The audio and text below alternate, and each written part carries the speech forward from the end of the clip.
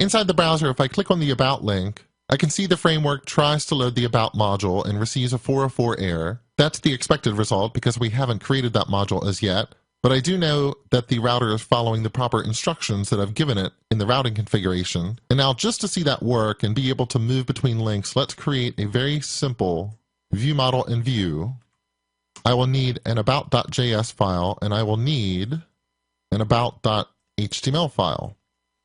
And inside the HTML page, all I really want to do is create my template and have a div that displays some sort of message so I know I got to this module successfully. And that means for my view model, I can export a very simple class. Let's call it about. Let's give it a constructor, and let's just give it a message that says, hello world. And I should just be able to save those files. Let's refresh the application. And now I should be able to move between the list of movies and the About page, which displays hello world.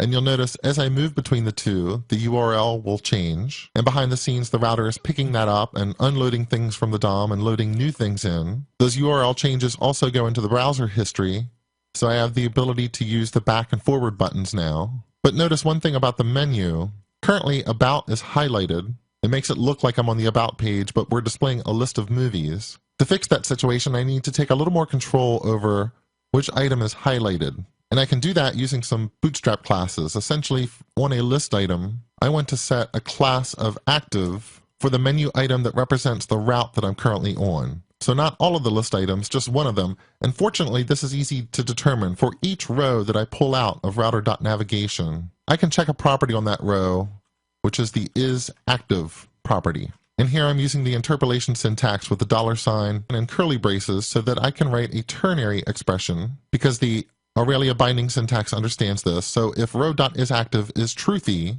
then apply a class of active.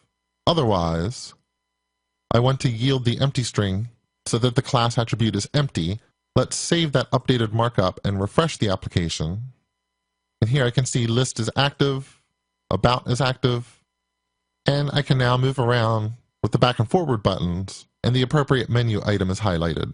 So now we've seen how we can configure routing, and then how we can use the router to build navigation menus, a top-level navigation menu.